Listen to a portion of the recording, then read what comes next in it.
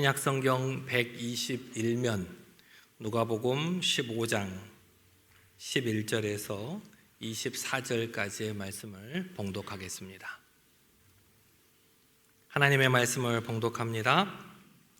또 이르시되 어떤 사람에게 두 아들이 있는데 그 둘째가 아버지에게 말하되 아버지여 재산 중에서 내게 돌아올 분깃을 내게 주소서 하는지라. 아버지가 그 살림을 각각 나누어 주었더니 그 후에 며칠이 안 되어 둘째 아들이 재물을 다 모아가지고 먼 나라에 가 거기서 허랑방탕하여 그 재산을 낭비하더니 다 없앤 후 그 나라에 크게 흉년이 들어 그가 비로소 궁핍한지라. 가서 그 나라 백성 중 한 사람에게 붙여 사니 그가 그를 들로 보내어 돼지를 치게 하였는데 그가 돼지 먹는 쥐엄 열매로 배를 채우고자 하되 주는 자가 없는지라. 이에 스스로 돌이켜 이르되 내 아버지에게는 양식이 풍족한 품꾼이 얼마나 많은가. 나는 여기서 주려 죽는구나. 내가 일어나 아버지께 가서 이르기를 아버지 내가 하늘과 아버지께 죄를 지었사오니 지금부터는 아버지의 아들이라 일컬음을 감당하지 못하겠나이다. 나를 품꾼의 하나로 보소서 하리라 하고 이에 일어나 아버지께로 돌아가니라. 아직도 거리가 먼데 아버지가 그를 보고 측은히 여겨 달려가 목을 안고 입을 맞추니 아들이 이르되 아버지 내가 하늘과 아버지께 죄를 지었사오니 지금부터는 아버지의 아들이라 일컬음을 감당하지 못하겠나이다 하나 아버지는 종들에게 이르되 제일 좋은 옷을 내어다가 입히고 손에 가락지를 끼우고 발에 신을 신기라. 그리고 살찐 송아지를 끌어다가 잡으라. 우리가 먹고 즐기자. 이 내 아들은 죽었다가 다시 살아났으며 내가 잃었다가 다시 얻었노라 하니 그들이 즐거워하더라. 아멘. 드리겠습니다. 아멘. 여러분의 평생 주님을 높이는 삶을 살아가는 저와 여러분 모두가 되시기를 바랍니다. 사순절 어떻게 보내고 계십니까? 각자 이렇게 결단하고 계신 것들은 잘 실천하고 계신가요? 대답이 없으시네요. 열심히 노력하시는 분도 계시고 또 우리가 노력한다고 해서 다 잘 되지는 않죠. 때로는 잘 못할 때도 있고 못하면 또 부끄러울 때도 있고 하지만 그 마음을 다시 한번 극복하고 또 주님께서 주시는 말씀을 새롭게 또 받아들이고 또 결단할 수 있는 여러분이 되시기를 바랍니다. 주님의 십자가의 고난을 묵상하며 은혜의 보좌 앞으로 나가는 사순절 네 번째 주일입니다. 오늘 우리가 읽은 말씀은 너무나도 여러분들이 잘 알고 있는 탕자의 비유입니다.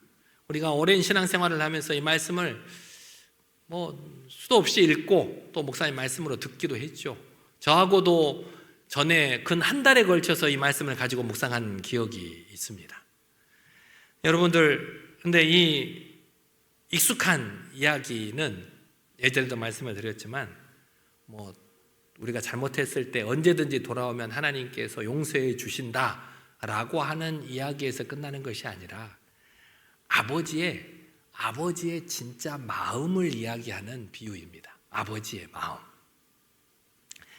우리는 보통 집이라고 하면 세상 모든 시름을 내려놓을 수 있는 안식처, 평화로운 안식처로 생각하기 쉽습니다.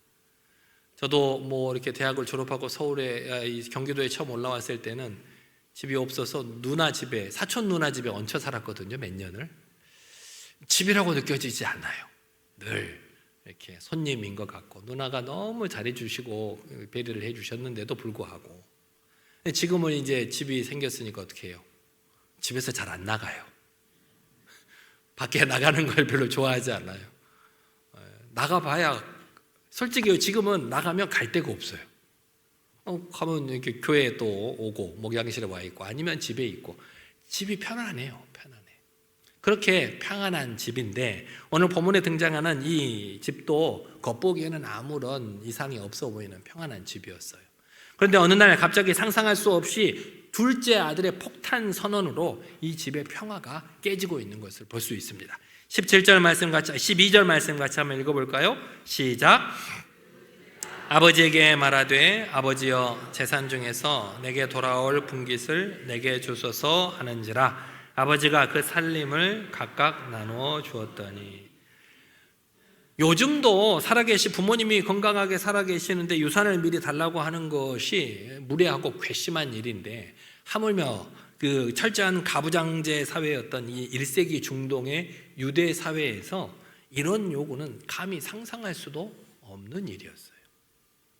실제로 이렇게 학자들이 물어봤대요. 중동 지방에 가서, 예수님을 믿는 사람들은 아닌데 그 중동 지방의 동네에 가서 이 비유를 알려주면서 이런 아들이 있다면 어떻게 해야 되겠습니까? 물어봤더니 두드러 패야지, 그렇게 얘기를 하더래요. 정말로 살아있는 아버지에게 유산을 달라는 것은, 아버지는 내 인생에서 죽은 셈 칠 테니까 그 돈을 내게 떼어주십시오 라고 이야기하는 것과 마찬가지인 거예요.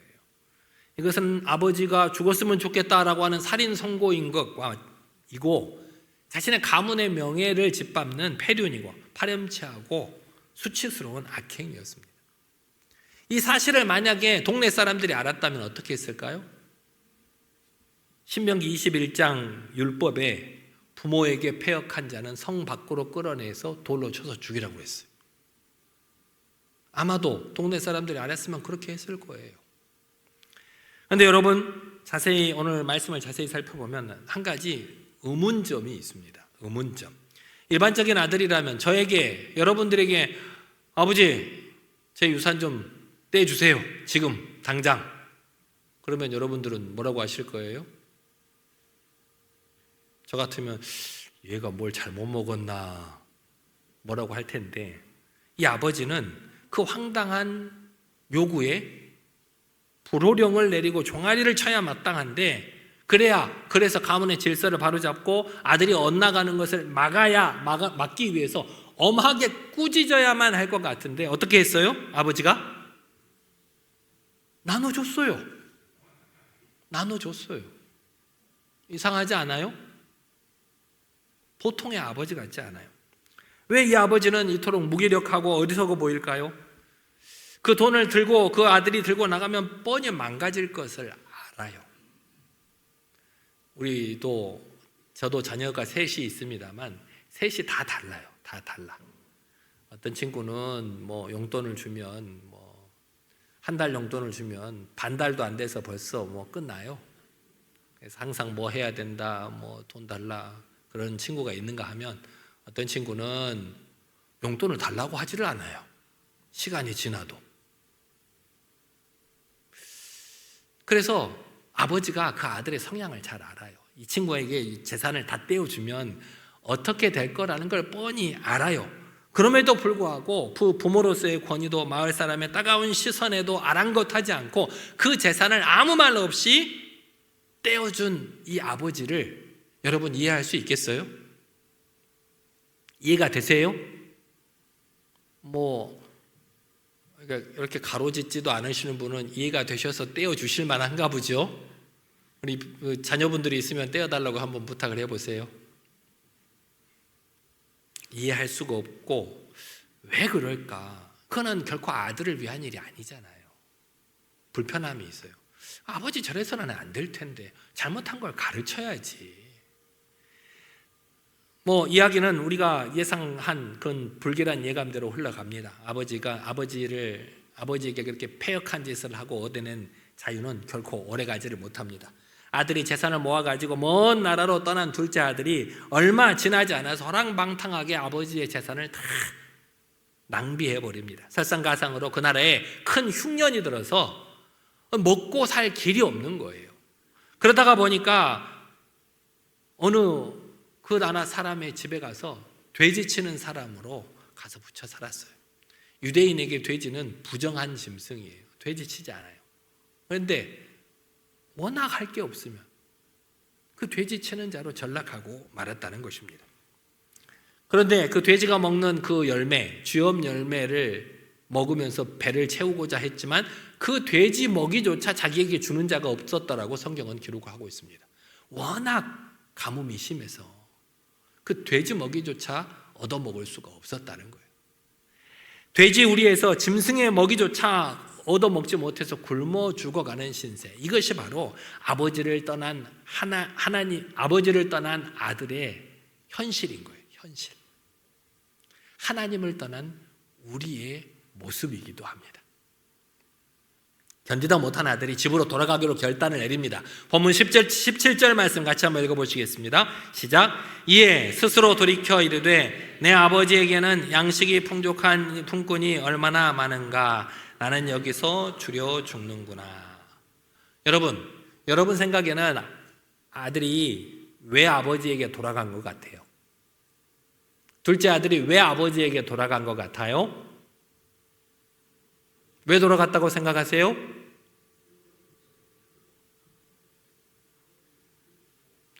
솔직하게 우리가 냉정하게 이 아들의 마음을 들여다보면 그가 진심으로 아버지의 사랑을 깨달아서 자신이 아버지에게 저지른 폐륜을 깊이 회개하는 마음으로 아버지에게 돌아갔을까요? 맞아요. 왜 돌아갔어요? 굶어 죽을까 봐 돌아갔어요. 굶어 죽을까 봐 돌아갔다니까요. 배가 고파서 돌아갔어요. 아버지의 사랑이 그리운 것이 아니라 아버지 집에 있는 풍족한 양식이, 풍족한 떡이 그리워서 아버지 집으로 돌아갔어요. 그래도 벼룩도 낯짝이 있다고 내가 아들입니다 라고는 말을 못하겠으니까 그저 밥이나 배불리 먹을 수 있는 품꾼으로 나를 좀 부려주십시오 라고 얘기해야지, 아버지한테. 그렇게 철저하게 계산된 생각과 내가 아버지한테 이렇게 잘못했습니다, 나를 종으로 써주십시오 라고 가서 얘기해야지 라는 생각을 가지고 아버지 집으로 터덜터덜 발걸음을 옮겼다는 거예요. 둘째 아들만 문제가 있는 건 아니었습니다. 갈등은 집 안에도 있었어요. 둘째 아들이 온 동네에 수치가 되어서 떠난 후에 남은 큰아들의 삶은 어땠을까요? 큰아들은 어떤 마음으로 살았을까요? 자기 동생을 보고 야, 나는 저렇게 살아가지 말아야지, 나는 우리 가문의 수치가 되어지 말아야지, 나는 아버지를 실망시키지 말아야지.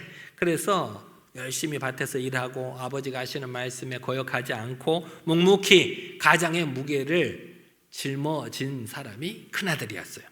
어느 날 땀을 뻘뻘 흘리고 밭에서 일을 열심히 하고 돌아오는데 집안에서 풍악 소리가 들리고 사람이 춤추는 왁자지껄한 소리가 들려요. 이게 무슨 일이지? 뭐 특별한 일이 없는데 자기 집에 일하는 종을 불러다가 무슨 일이냐라고 물어보니까 청천벽력 같은 소리가 들려와요. 아버지의 유산을 허랑방탕하게 낭비해버린 그 동생이, 그 짐승만도 못한 동생이 돌아왔는데 아버지가 그를 몽둥이로 때려서 쫓아내어도 속 시원하지 못할 텐데 그를 맞아서 좋은 옷을 입히고 가락지를 끼우고 신을 신기고 살찐 송아지를 잡아다 온 동네 잔치를 하고 있다는 거예요. 큰아들의 입장에서 보면 어떡해요? 마음이 속에서 천불이 나죠. 피가 거꾸로 솟는 배신감이 느껴졌을 수도 있어요. 아니, 화가 나겠어요? 안 나겠어요? 여러분은 화 안 나겠어요? 이 화가 많이 나시네. 화가 잔뜩 나서 집에 들어가기도 싫어요. 아버지도 보기 싫고 자기 동생도 보기가 싫어요. 아버지가 나와서 얘야 들어가자라고 얘기를 할 때 그 큰아들이 뭐라고 아버지에게 소리를 칩니까? 아마 소리를 쳤을 거예요. 내가 여러 해 아버지를 섬겨서 명이 어김이 없었거늘 내게는 염소 새끼 한 마리라도 주어서 나와 내 벗이 즐기게 하지 않았는데 아버지의 살림을 창녀와 함께 삼켜버린 이 아들이 돌아오매 이를 위해서 살찐 송아지를 잡으셨습니까? 라고 그동안에 마음속에 꾹꾹 억눌러 놓았던 불평을 쏟아내놓기 시작합니다. 큰아들이 그렇게 화를 내는 게 정당한가요? 잘못된 건가요? 큰아들이 화내는 게 이해가 돼요? 안 돼요? 네, 정당하냐고 물어볼 때는 대답을 안 하시더니 이해가 되냐고 물어보시니까 이해가 된다고 말씀하시네요. 맞아요. 저도 이해가 돼요. 상식적으로나 당시 율법으로 보나 정의의 기준으로 보나 큰아들이 하는 말은 전혀 틀린 게 없어요. 그죠? 악을 벌하고 선을 상 주셔야 될 것이 마땅한데 잘못한 놈은 야단을 치고 잘한 사람은 칭찬을 해줘야 될 텐데 자기는 땀 흘려 헌신하고 아버지의 말에 순종했는데 자기는 홀대받는 것 같고 오히려 방탕하고 타락해서 아버지를 모욕한 저 둘째에게는 이렇게 큰 잔치를 벌려주니까 큰아들이 속이 안 상할 수 있겠어요? 상하죠. 여러분의 아버지가 그랬다면 여러분도 어떻게 하시겠어요? 여러분의 아버지가 그랬다면 생각해 보십시다. 여러분의 영적 아버지가 누구세요? 하나님이시잖아요. 하나님께서 이렇게 불공평한 분이시라면 너는 내가 잘해줄게. 너는 글쎄 하고 저 사람은 복을 많이 주시는 것 같고 기도도 잘 응답해 주시는 것 같은데 왜 나는 열심히 하는데 응답해 주시지 않지? 왜 나는 신경 쓰지 않으시는 것 같지라고 느껴지면 여러분들 서운해요, 안 서운해요?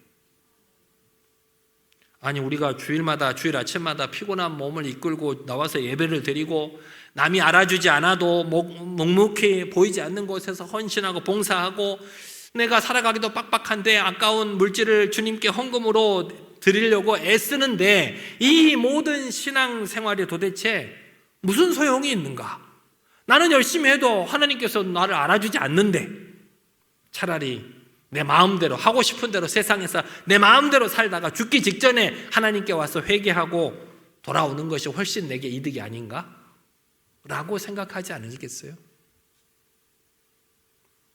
십자가 옆에 예수님께서 십자가에 달리셨을 때 옆에 달린 두 강도 얘기를 듣더니 어떤 어린아이가 나도 그 강도처럼 살아야겠다 그렇게 얘기하는 걸 들었어요. 내가 하고 싶은 거 다 하다가 마지막에 주님 제가 주님을 믿어요. 그럼 용서해 주실 것 아닌가? 그렇게 말하더라고요. 근데 우리도 그런 마음이 없지 않아 있어요. 공평하지 않은 것 같아요. 정의가 무너진 것 같아요. 그래서 억울함을 토로하는 이 큰아들의 마음이 충분히 이해가 돼요. 그래서 우리 마음속에도 이렇게 외치고 싶어요. 하나님, 이것은 불공평해요. 이것은 하나님께서 내가 아는 하나님의 정의가 아닌 것 같아요. 왜 공평하게 해주시지 않아요? 왜 내게는 다른 사람처럼 은혜를 주시지 않아요? 복을 주시지 않아요? 라고 외치고 싶은 것이 우리 마음속입니다. 그러나 성도 여러분, 이렇게 억울함과 모순의 순간, 모든 질서와 정의가 무너지는 것 같은 이 순간에 바로 우리는 빛나는 복음을 발견할 수가 있습니다. 예수님께서 특별히 이 비유를 여러분들에게 말씀하신 것은 그 가운데 우리에게 이야기하고 싶은 것은 작은 아들이 죄를 지었다가 회개해서 돌아왔다, 그래서 아버지가 용서해 줬다라고 하는 이야기가 아니에요. 큰아들이 그렇게 화를 냈다라고 하는 이야기도 아니에요. 이 비유에서 우리가 주목해서 보아야 될 것은 우리의 얄팍한 계산과 우리의 정의를 뛰어넘는 하나님 아버지의 불공평한 은혜에 우리는 집중을 해야 됩니다. 찬양 가운데서도 공평하신 하나님이라고 있어요. 공평하신 하나님이, 그런 찬양이 있는데 오늘 우리 성경에 나오는 하나님은 불공평한 하나님이에요. 불공평한 하나님. 작은 아들에게는 잘해주고 큰 아들에게는 못해주는 불공평한 하나님. 다시 시선을 돌려서 우리 마을 어귀에 비틀거리면서 돌아오는 둘째 아들을 한번 생각해 보십시다. 둘째 아들의 몰골이 어땠을까요? 말도 못하죠. 돼지 우리에서 돼지 치다가 왔으니까 씻지도 못한 채 지독한 돼지 똥 냄새가 진동을 냈을 것이고 몰골이 피골이 상접해서 말이 아니었을 거예요. 그런데 동네 사람이 이 페류나를 먼저 발견했다면 어떻게 했을까요? 율법에 따라서 돌로 쳤을지도 몰라요. 아니면 마을에서 영원히 네가 무슨 낯으로 네 동네에 다시 돌아오냐, 네 가정에 부끄러움이고 우리 동네의 부끄러움이다라고 동네에서 영원히 쫓아내버릴 수도 있어요. 그런데 본문 20절 말씀을 보면 같이 한번 읽어보실까요? 시작. 이에 일어나서 아버지께로 돌아가니라. 아직도 거리가 먼데 아버지가 그를 보고 측은히 여겨 달려가 목을 안고 입을 맞추니. 고대 중동사회에서 높은 어른이 뛴다는 것은 이렇게 상상할 수 없는 일이었어요. 당시 중동 지방에는 지금 제가 입은 것과 같은 가운과 같은 기다란 옷을 입어요. 기다란 옷, 치마와 같이 기다란 옷을 입어요. 그런데 이 기다란 옷을 입고 뛰려면 어떻게 해야 돼요? 저도 여기 올라올 때나 무릎 꿇고 기도할 때 어떻게 하는지 제 모습을 혹시 보신 분 계세요? 이거를 잡고 이렇게 올려요. 약간 올려요. 아무것도 안 하고 그냥 무릎 꿇고 앉았다가 일어서면 무릎이나 제 발이 제 옷을 밟아서 확 내리게 돼요. 그래서 이걸 걷어 올리고 일을 하게 돼요. 일어나요. 뛰려면 걷어 올려야 돼요. 걷어 올리면 속살이 보일 것이고 또 속살이 보여서 뛰고 가는 모습이 우스꽝스럽게 보여요. 그래서 어른들은 절대 뛰지 않아요. 뛴다고 하는 것은 자신의 채통과 명예를 저버리는 수치스러운 행동이었어요.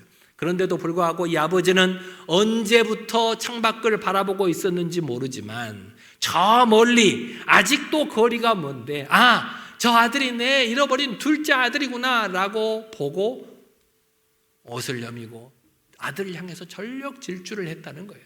왜 아들을 향해서 그렇게 뛰어갈까요? 왜 아들을 향해서 그렇게 뛰어갈까요? 내가 먼저 아들에게 가지 않으면 아들이 동네 사람에게 돌에 맞아 죽기 십상이거든요. 내가 기다리고 있던 아들이 쫓겨날 수 있거든요. 그래서 그 모든 세상의 정죄와 돌팔매로부터 아들을 보호하기 위해서 세상 사람들이 나를 어떻게 보든 비웃든 말든 맨살을 드러낸 채 아들을 향해서 뛰어가고 있었다는 것입니다. 그리고 돼지똥 냄새가 진동하는 아들을 와락 안고 연신 입을 맞추는 아버지. 아들은 당황했을 거예요. 아버지가 나를 이렇게 격하게 맞아주리라고는 상상을 못했기 때문이에요. 그래서 자기가 내가 아버지에게 이렇게 얘기해야지라고 하는 것을 말을 합니다. 아버지, 내가 하늘과 아버지께 죄를 지었사오니 지금부터는 아버지의 아들이라 일컬음을 감당하지 못하겠나이다. 그 다음에 무슨 말을 해야지라고 생각을 했죠? 나를 아버지의 품꾼으로 써주십시오 라고 얘기를 해야지 마음에 생각을 하고 있었잖아요.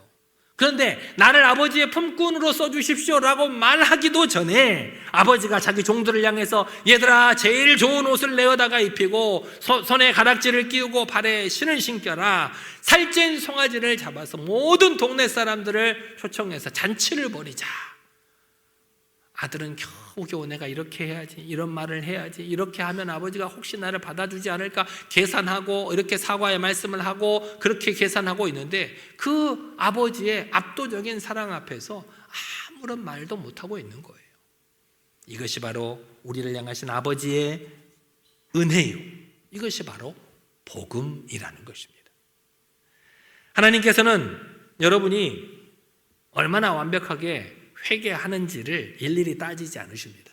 우리가 예배 시간 초기에도 회개의 시간이 있잖아요. 지난 한 주간을 돌아보면서 자신의 죄를 회개하자. 그래서 회개의 시간을 갖는데 하나님께서 여러분의 마음 회개 소리를 듣고 너 이런 잘못도 있었는데 이건 회개 안 하네?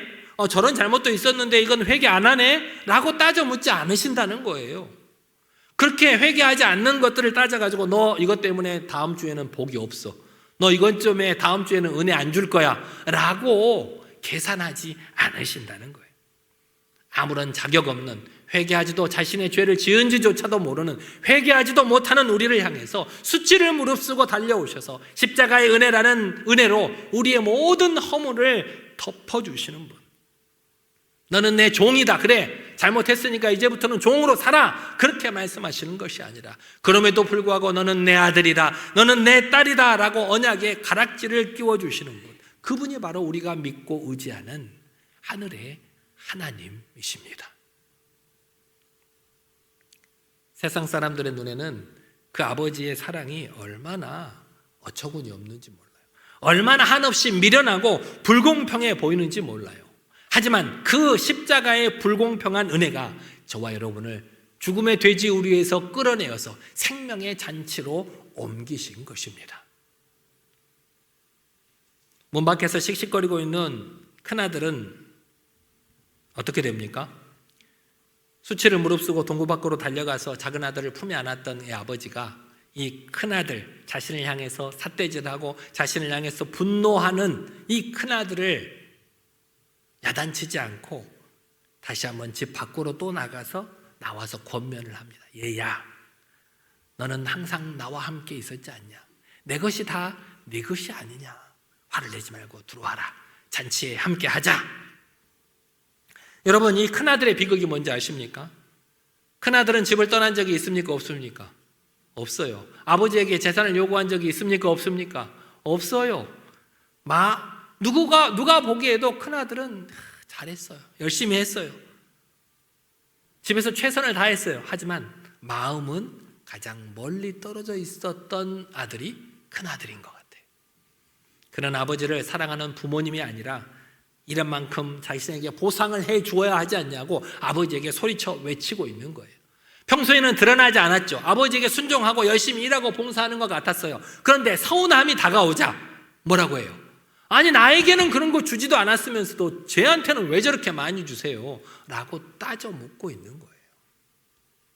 그가 흘린 순종과 땀방울은 기쁨이 아니라 억지로 하는 노동이었고 억울함이었던 것입니다.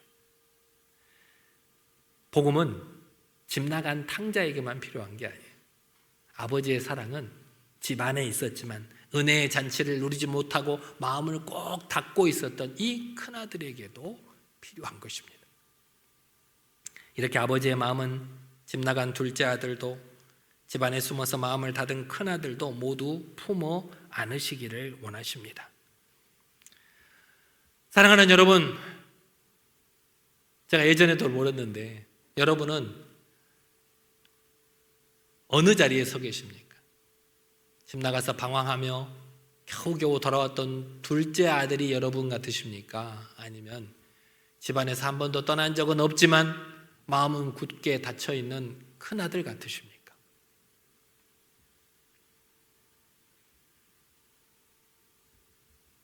아버지는 종을 원하시는 것이 아니라 자신의 사랑을 온전히 베풀어 줄 아들을 원하세요. 딸을 원하세요. 여러분은 하나님의 종이 아니라 하나님의 아들, 딸이라는 사실을 명심하시기 바랍니다. 사순절에는 이 아버지의 마음을 회복하는 시간입니다.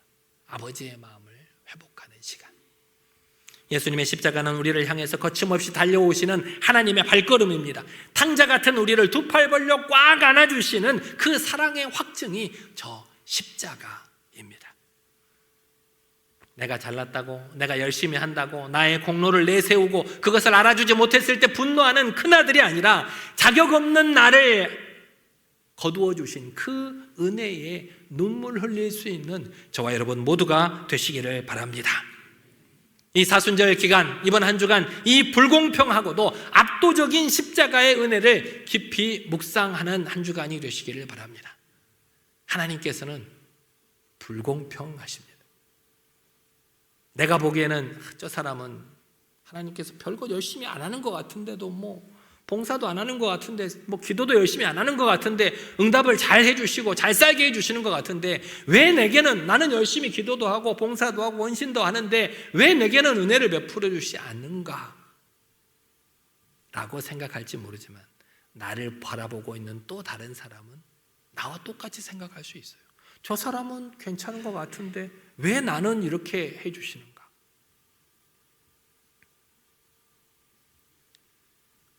저도 늘 고민이 있습니다. 저가 좀 이렇게 좀 똑부러지는 사람에 속해요. 바른 말 잘하기로 소문난 사람인데 요즘은 못하겠어요. 바른 말을 하고 싶어서 턱 밑까지 나오기는 하는데 내가 바른 말이기는 하고 옳은 거기는 하지만 이 말을 하면 상처받을 것 같아서 말을 못하겠어요. 그런다고 해서 말을 안 하면 그거 계속 반복되면 안 되니까 어떻게 하기는 해야겠는데 어떻게 해야 되나 고민이 많아요. 오늘 말씀을 준비하면서도 그래, 아버지의 마음이 이런 마음인가 보다. 저도 모르게 가끔 한숨을 쉴 때가 있어요. 아휴, 어떻게 해야 되나? 어떻게 해야 되나? 이번 한 주간 우리 주변에 있는 수많은 작은 아들들을 향해서 우리가 먼저 아버지의 마음으로 그들을 품어주고 그들에게 손 내밀 수 있는 여러분들이 되셨으면 좋겠습니다. 내 안에 있는 탕자의 방황과 큰아들의 교만을 모두 십자가에 내려놓을 때 우리를 기다리시는 그 하나님 아버지의 넓은 품 안에서 참된 안식과 관계의 회복을 경험할 수 있는 저와 여러분 모두가 되시기를 바랍니다. 그 하늘잔치가 하늘에서만 일어나는 것이 아니라 일상을 살아가는 여러분의 삶 가운데에서 매일매일 그 하늘잔치를 누리며 살아갈 수 있는 저와 여러분 모두가 되시기를 간절히 기도합니다. 같이 기도하겠습니다. 하나님, 아버지의 집을 떠나 방황했던 우리의 어리석음을 회개하오니 용서하여 주옵소서. 하나님, 집안에 있으면서도 지체들을 판단하고 정죄했던 교만한 우리의 마음을 회개합니다. 이제는 율법의 잣대를 버리고 내게 베푸신 은혜에 감격하여 만나는 모든 이들에게 용서와 환대의 손길을 먼저 내밀 수 있도록 인도해달라고 이 시간 우리 다 같이 한 목소리로 기도하겠습니다.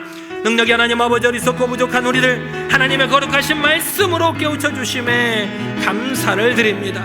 능력이 하나님 아버지, 우리가 아버지의 집을 떠나 방황했던 우리의 어리석음을 회개하오니 용서하여 주옵소서. 아버지 하나님의 말씀에 아버지 하나님의 억압에서 벗어나면 자유롭고 아버지 하나님 좋을 줄 알았는데 아버지 하나님 세상 가운데에서 낭망하며 아버지 하나님 밑바닥까지 떨어진 삶을 살았던 우리를 용서하여 주옵소서. 집안에 있으면서도 남들을 판단하고 정죄하고 불평불만했던 우리의 교만한 마음을 회개하오니 용서하여 주옵소서.